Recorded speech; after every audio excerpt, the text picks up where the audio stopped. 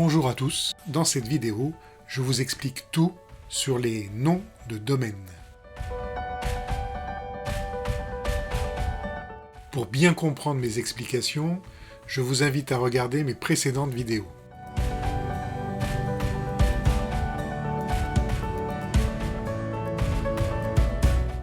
Chaque nom de domaine est unique au monde. Sa structure fonctionne comme des poupées russes.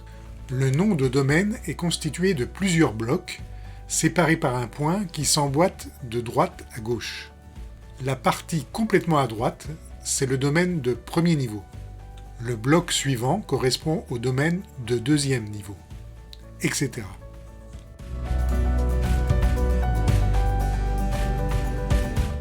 On utilise un nom de domaine en lui ajoutant un préfixe, soit pour faire un lien vers un site web, soit pour définir un nom d'une boîte aux lettres.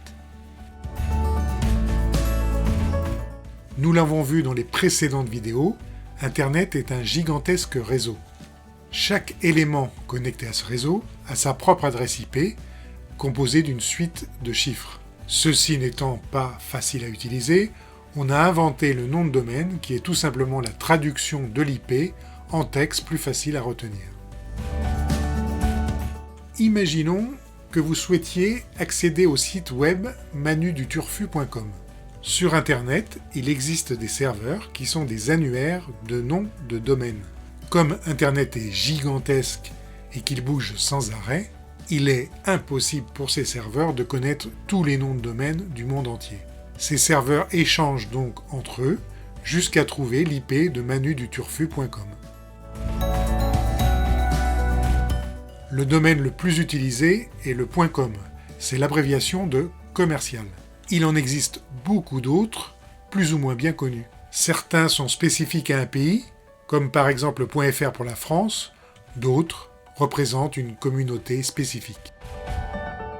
Il y a quelques exceptions, comme le .gouv.fr. Vous vous souvenez de mes poupées russes ? Tous les noms en .gouv.fr sont donc relatifs au gouvernement français. Pourquoi avoir fait cela ? C'est afin de contrôler toute création de domaine dans leur environnement. Ainsi, vous ne pourrez pas créer le nom de domaine manuduturfu.gouv.fr sans l'accord du gouvernement français. Je vous rappelle un point très important. Un nom de domaine doit être unique au monde. Afin d'éviter tout doublon, les noms de domaine sont inscrits dans un registre central. Ce registre est géré par des associations organisées en poupées russes elles aussi. D'abord, il y a celle qui coordonne tout, qui est la plus puissante. Elle est basée en Californie. Elle gère les domaines de premier niveau. Puis, en dessous, on trouve les offices qui ont la charge des domaines spécifiques.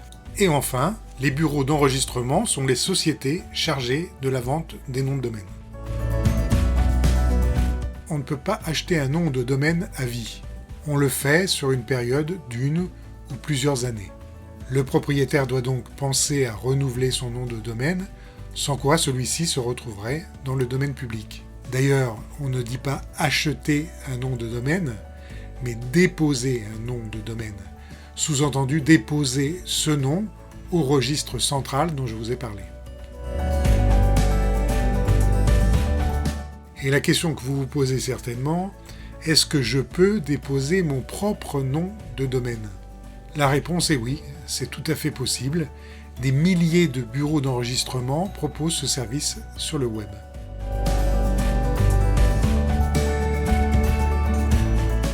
Mais attention, sachez que déposer un nom de domaine à votre nom aujourd'hui, c'est très difficile, car tous les mots composés jusqu'à 10 lettres sont pris, ainsi que pratiquement tous les noms communs.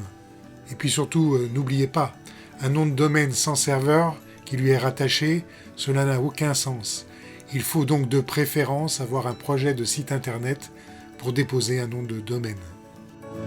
Voilà, j'espère que vous avez compris les principaux éléments à connaître sur un nom de domaine. Dans une prochaine vidéo, je vous parlerai d'un outil que vous utilisez tous les jours, votre boîte email. Je vous dis donc à bientôt.